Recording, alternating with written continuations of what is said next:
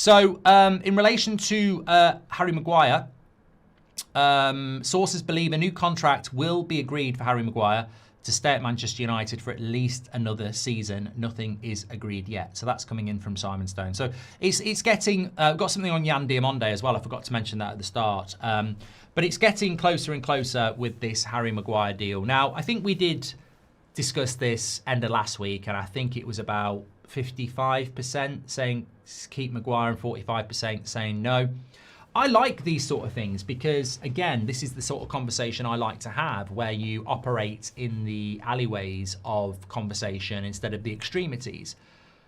I think if Ruben Amorim was still here and we were going to finish in the Champions League and continue with the 3-4-3, I probably would have kept Harry Maguire because you need 3 centre-backs. He plays well in a 3 centre-back system, and you need about 6 or 7 centre-backs. We're playing with a back 4 now where we want to get up the pitch. He doesn't play well in that system. He doesn't. I don't think he played particularly well against West Ham. We conceded 2 goals against Fulham. And against Arsenal and Man City, you're basically defending your edgy box. So I don't think we can get up the pitch with Harry in a back 4. Not with Martinez next to him anyway. I also think he's become quite injury prone.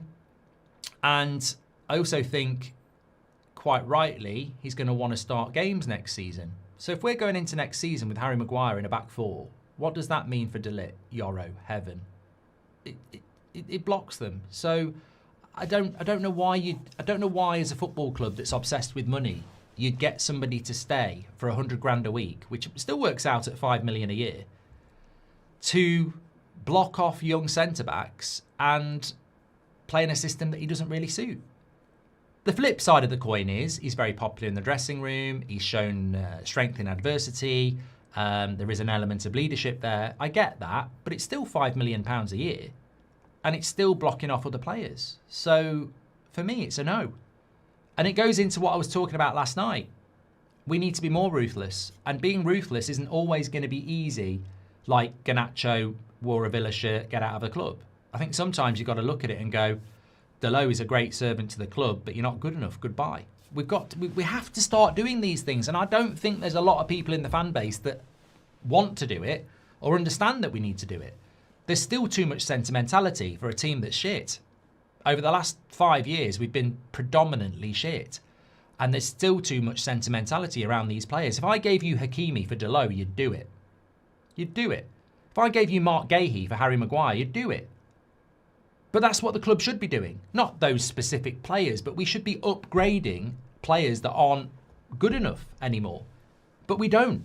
We keep them because they're good to keep around the dressing room. Do you think Man United are going to sell Delo? Absolutely no chance. No chance is Delo leaving. And yet, if I'm the owner of that football club, I'm saying sell him. Not because he's a bad lad, not because he doesn't work hard, but because in my opinion, he isn't good enough for where we need to go. And we won't do these. We won't make these decisions. We won't make these decisions. We just won't. We won't make them. And I think we should be making them. I think that's why Man City are where they are. Pep Guardiola looks at Kevin De Bruyne and goes, I don't think he can play at the level I need him to play next season. Sell him. Let's get Cherky in. And he's done that with numerous players. Kyle Walker. He'll do it again this summer if he's still there. He's done it for years. He gets rid of players that are good players that we'd keep for another 5 years. So, look, I completely get it. And I'm not taking a pop at Harry Maguire at all. I've actually enjoyed his last couple of years at United, the goal against Lyon. He's played well this season as well. But there is a time to move on. And we should be moving on. We should be moving forward. And another good question is, people obsess about the youth. Well, where's Lenny Yoro going to start playing for Man United? Honestly. When is Lenny Yoro going to start playing regularly for Man United? Because if you keep Maguire and you've got De Ligt and Martinez, I don't know how Lenny Yoro's getting in this team. In a back 4, which we're going to play. And that question's valid. When is Lenny Yoro going to start playing regularly for Man United? Not forgetting Aiden Heaven. We only play with 2 centre-backs now.